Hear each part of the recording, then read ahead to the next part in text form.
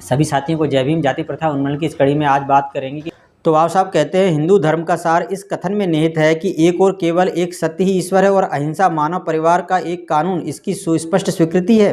लेकिन श्री संत राम के पत्र के उत्तर में लिखे लेख के पढ़ने वाले जो है हाँ कहेंगे। उस लेख में उन्होंने कहा है कि एक मुसलमान कैसे मुसलमान रह सकता है और यदि वह कुरान को अस्वीकार करता है, या एक ईसाई कैसे ईसाई रह सकता है यदि वह बाइबल को अस्वीकार करता है।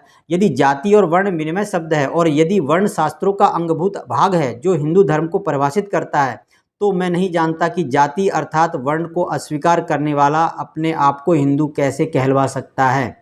फिर यह छलकपट क्यों? महात्मा हिचकिचा क्यों रहे हैं? वह किसको प्रसन्न करना चाहते हैं? क्या संत सत्य का अर्थ समझने में असफल हो गए हैं, बाबा साहब कहते हैं, या क्या राजनीतिक संत के रास्ते में रोड़ा बन रहे हैं? महात्मा की भ्रांति का वास्तविक कारण क्या इन दो साधनों से पता लगाया सकता है? इसमें दो कारण जो बाबा साहब बताते हैं, जुड़े रहिएगा, बहुत रोचक है।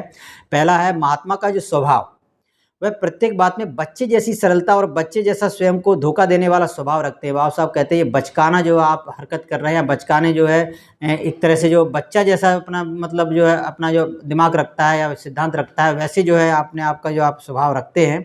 बच्चे की तरह किसी भी बात में जिसे वह चाहते हैं विश्वास करने लगते हैं। इसलिए हमें प्रतीक्षा करनी चाहिए कि उन्होंने जिस तरह जाति में विश्वास करना छोड़ दिया है, पहले करते थे आज नहीं करते हैं, तो इसका मतलब उसी तरह हो सकता है कि वर्ण में भी विश्वास करना छोड़ दें।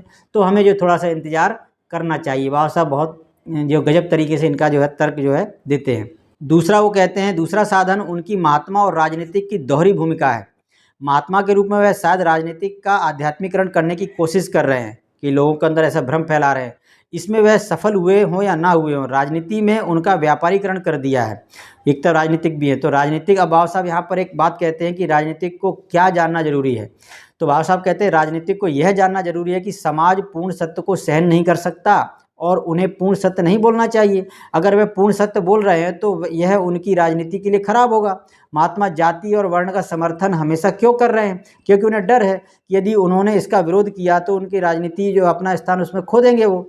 उनकी भ्रांति का कोई भी कारण हो, महात्मा को यह कह दिया जाना चाहिए कि वह अपने आप को धोखा दे रहे हैं तथा वर्ण के नाम पर जाति को उपदेश देकर लोगों को धोखा दे रहे हैं। और वो ये कह रहे हैं कि नहीं, मैं जाति को नहीं मानता, वर्ण को मानता हूँ।